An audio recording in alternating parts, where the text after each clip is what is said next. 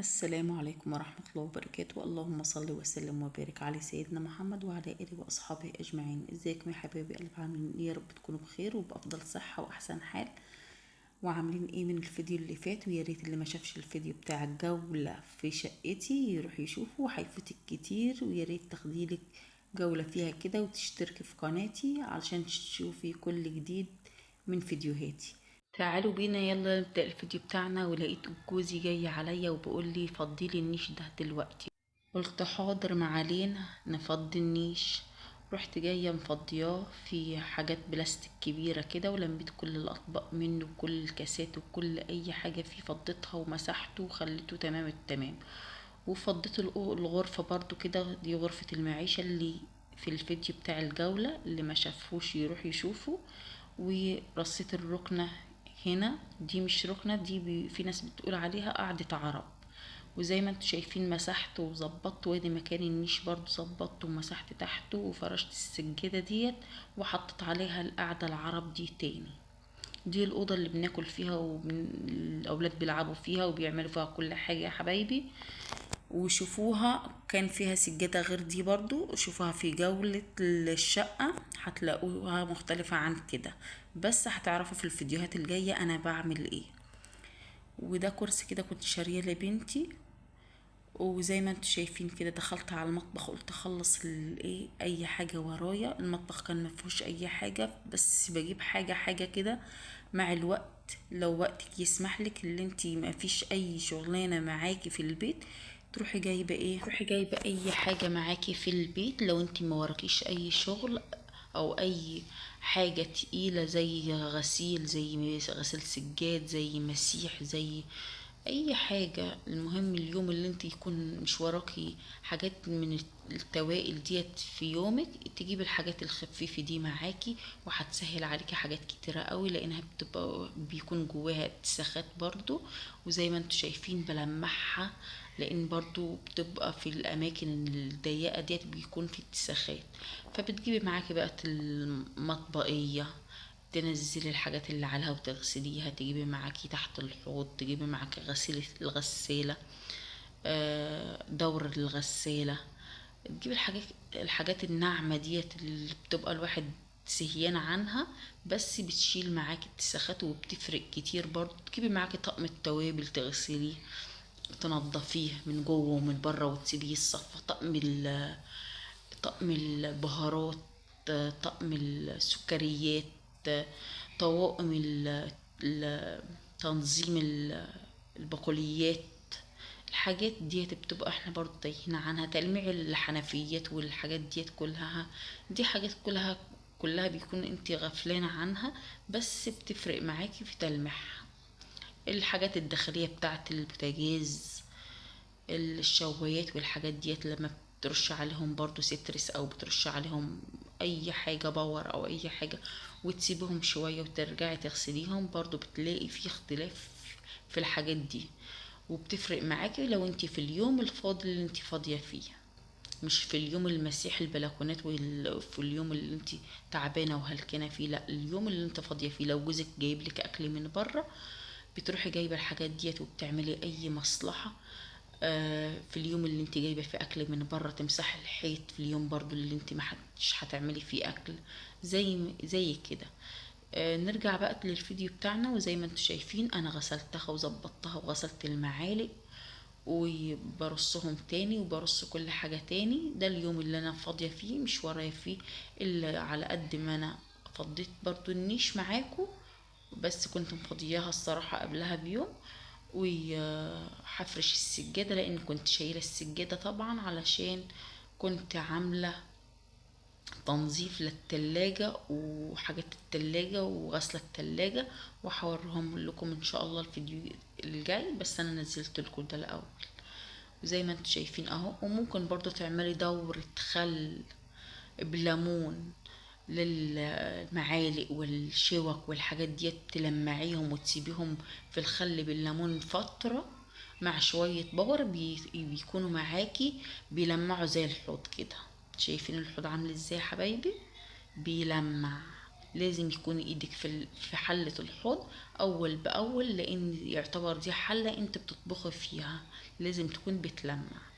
يا ريت لو وصلت لحد هنا معايا في الفيديو، يا ريت تشتركي في قناتي فضلا منك وليس امرا، وتفعلوا زر الجرس الاحمر، وتفعلوا كلمة الكل عشان يوصلك مني كل فيديو جديد بنزله. ويا ريت يا حبايبي اللايكات عشان اعرف ان الفيديو عجبكم، واعمل لكم منه جولات تانية وحاجات تانية وروتينات تانية كتير.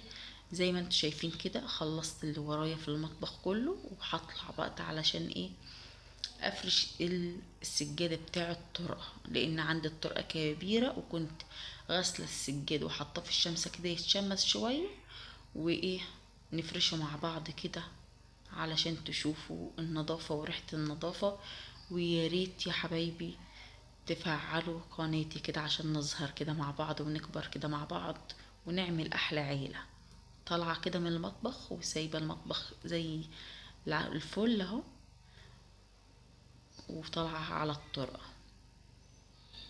بجيب السجادة بقى، شايفين الطرقة قد ايه؟ الطرقة كام متر؟ 9 متر ونص، ويمكن 10 الا ربع كمان.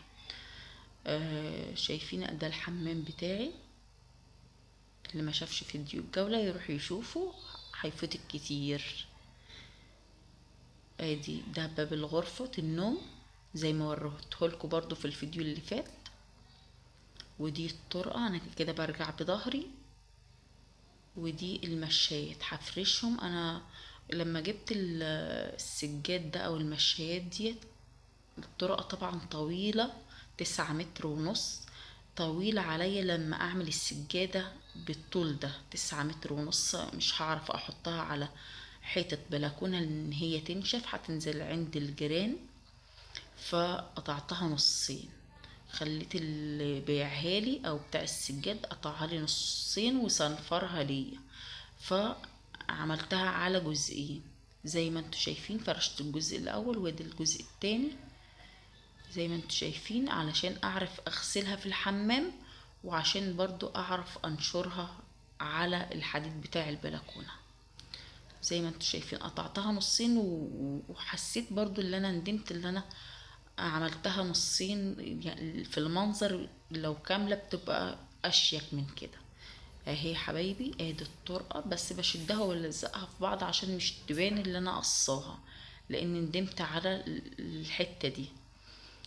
بفرشها اهو معاكم، شايفين طول الطرقة قد ايه. انا كده عند باب عند الغرفة بتاعت الاطفال، وعلى يميني او على شمالي غرفة المعيشة والمطبخ. بظبط الاماكن عشان برضو ما بينش الفتحة اللي انا قصاها. اهي اللي في الوش ده باب غرفة الاطفال،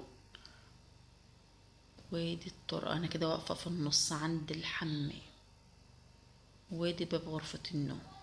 زي ما انتوا شايفين كده يا حبايبي فرشتها، والسجاد كان الحمد لله، اللهم لك الحمد ولك الشكر يا رب العالمين. واللي يشوف الفيديو يقول ما شاء الله، الله اكبر، ويعمل لي تعليق كده حلو منه، ويعرفني ان هو اشترك في القناة وجاي لي من الفيديو ده.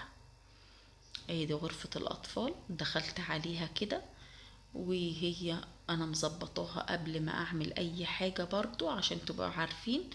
وبس باخد لكم تاتش فيها كده، بس مظبطاها. وكنت كاوية هدومهم برضو على السرير. ودي حاجات كده لماها حاجة بنتي كده، المشط والتوك والابرة والحاجات دي. خلي الحاجة ديت معاكي برضو على طول عشان ما تتوهش مني. وادي الكرسي اللي انا كنت شاريه لها، ادي الهدوم المكوية، وادي الحاجات متظبطة، وادي الأوضة زي ما هي، محدش دخلها ولا حد بيدخلها برضو الا نادر جدا لانهم بيناموا تحت التكييف. زي ما انتوا شايفين كده يا حبايبي ادي الهدوم. وكنت مخلصة كل حاجة معايا، يعني كان يوم حلو الحمد لله، اللهم لك الحمد ولك الشكر يا رب العالمين. لا اله الا انت سبحانك اني كنت من الظالمين. ادي الغرفة بطفي بقى النور وبطلع على بره زي ما انتوا شايفين كده يا حبايبي. وبطفي النور كله